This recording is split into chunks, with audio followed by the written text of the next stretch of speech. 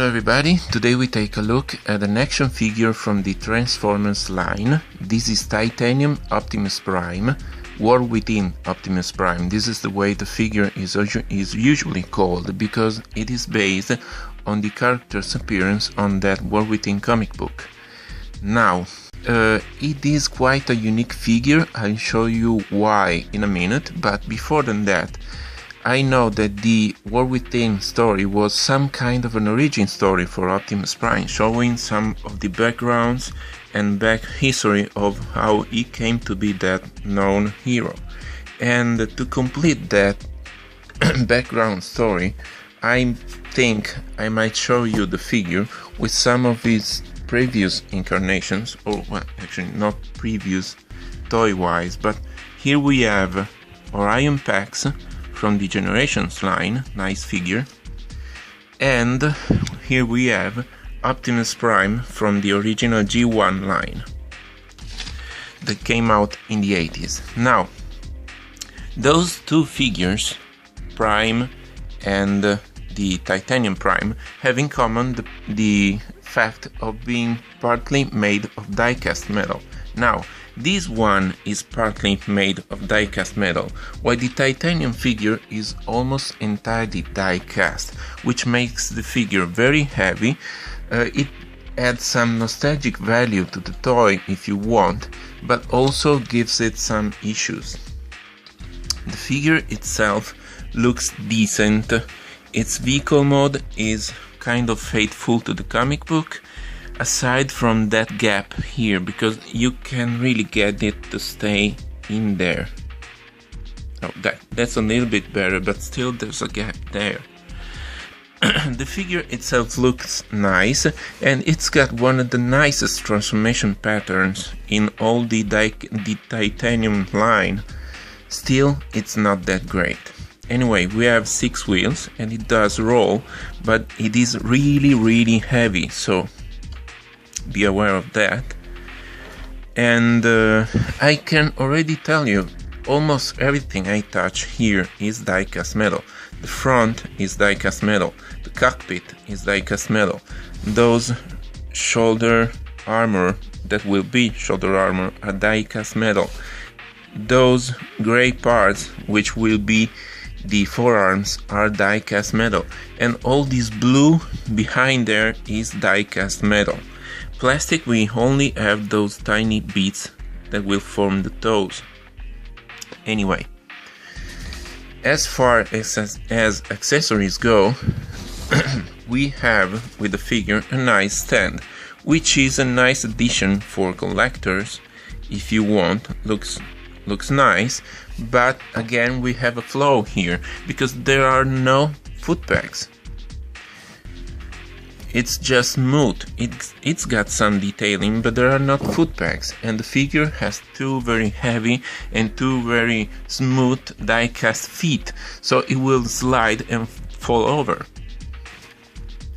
Aside from that, we get the gun, which is stored here behind the robot. Now take the gun off if I can.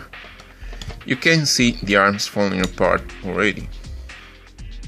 Anyway, here's the gun. It is, I think, dark blue plastic painted silver, which makes it look nice, but the paint rubs off very easily. This figure has never been played with, so imagine how easily that rubs off. Focus please. It's a nice gun and very reminiscent of his own G1 gun. Looks nice. The figure has this little spot here where you slide the back of the gun in to store it. Now put it once again together to get a final look at the vehicle. Nice colors. It's all painted, even though the paint will wear off easily because again it is die cast. Nice figure. On the red parts and even on the blue parts there is some mild black wash that some people so crazily love. I'm not very fond of this technique of painting, but still it's there to add some more depth to the detail.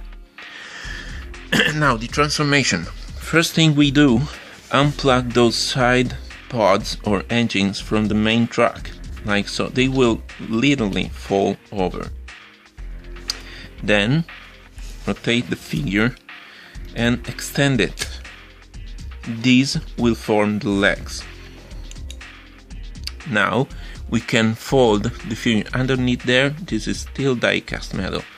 We can fold the figure almost 90, I'd say 45 degrees, rotate 180, and then continue folding the figure. It will click, you hear, in place.